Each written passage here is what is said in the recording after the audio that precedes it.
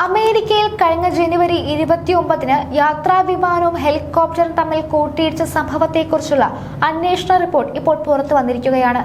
Helicopter പൈലറ്റിന്റെ ഭാഗത്തു നിന്നുണ്ടായ പിഴവാണ് അപകട കാരണമെന്നാണ് വ്യക്തമായിരിക്കുന്നത്. അമേരിക്കൻ എയർലൈൻസിന്റെ യാത്രാ വിമാനവുമായിട്ടാണ് ബ്ലാക്ക് ഹോക്ക് ഹെലികോപ്റ്റർ കൂട്ടിയിടിച്ചത്. അപകടത്തിന് തൊട്ട് മുൻപ് ഹെലികോപ്റ്ററിന്റെ പൈലറ്റിനോട് വിമാനം എതിർദിശയിൽ വരുന്നത് ശ്രദ്ധയിൽപ്പെട്ട കൺട്രോൾ ടവർ ദിശ മാറ്റാൻ ആവശ്യപ്പെട്ടിരുന്നു. എന്നാൽ പൈലറ്റ് ഇക്കാര്യം അവഗണിക്കുകയായിരുന്നു എന്നാണ് റിപ്പോർട്ടുകൾ പറയുന്നത്. ന്യൂയോർക്ക് ടൈംസ് ആണ് ഇത് സംബന്ധിച്ച റിപ്പോർട്ട് പുറത്തുവിട്ടിരിക്കുന്നത്.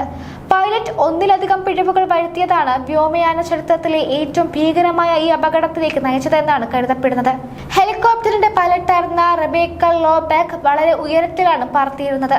അപകടത്തിന് തൊട്ടു മുൻപ് കോ പൈലറ്റായിരുന്ന ആൻഡ്രൂ ലോയിഡ് ഈവ്സ് ഹെലികോപ്റ്ററിന്റെ ഗിര മാറ്റാൻ ആവശ്യപ്പെട്ടുവെങ്കിലും അതിന് പൈലറ്റ് തയ്യാറായിരുന്നില്ല. ഒരു വിമാനം എതിർദിശയിൽ നിന്ന് വരികയാണെന്ന് കൺട്രോൾ ടവറും അടിയന്തര സന്ദേശം നൽകിയിരുന്നു. വിമാനവുമായി കൂട്ടിയിടിക്കുന്നതിന് 15 സെക്കൻഡ് മുൻപ് എയർ ട്രാഫിക് കൺട്രോൾ ലോബാക്കിനോടും ഈവ്സിനോടും ഇടത്തേക്ക് തിരിയാൻ പറഞ്ഞു. പക്ഷേ പൈലറ്റ് അങ്ങനെ ചെയ്തില്ല. കൂട്ടിയിടിക്കുന്നതിന് നിമിഷങ്ങൾക്ക് മുൻപ് കോ പൈലറ്റ് ഈവ്സ് ലോബാക്കിനോട് എയർ ട്രാഫിക് കൺട്രോളർ ഇടത്തേക്ക് തിരിയാൻ ആവശ്യപ്പെട്ടതായി ചൂണ്ടിക്കാട്ടിയിരുന്നു. എന്നാൽ പൈലറ്റ് ഇക്കാര്യം അനുസരിക്കാൻ കൂട്ടാക്കിയില്ല. എന്ത് കാരണം കൊണ്ടാണ് അവർ അതിന് വിസമ്മതിച്ചത് എന്ന് ഇനിയും മനസ്സിലാക്കാൻ കഴിഞ്ഞിട്ടില്ല. ലോബാക്കും ഈവ്സും ആദ്യം ഒരു വിമാനം സമീപത്തുണ്ടെന്ന സന്ദേശം സ്വീകരിക്കുകയും വിഷ്വൽ സെപ്പറേഷൻ സംവിധാനം വഴി പറക്കാൻ അനുവദിക്കണമെന്ന് ആവശ്യപ്പെടുകയും ചെയ്തു. എയർ ട്രാഫിക് കൺട്രോളറുടെ നിർദ്ദേശങ്ങൾ പാലിക്കുന്നതിന് പകരം സ്വന്തം നിരീക്ഷണങ്ങളുടെ അടിസ്ഥാനത്തിൽ വിമാനങ്ങൾ കൂട്ടിയിടിക്കുന്നത് ഒഴിവാക്കാൻ അനുവദിക്കുന്ന ഒരു സംവിധാനമാണിത്. സാധാരണയായി പൈലറ്റുമാർ പതിവായി ഇക്കാര്യം ആവശ്യപ്പെടുന്നതും അത് അനുവദിക്കുന്നതുമാണ് രീതി.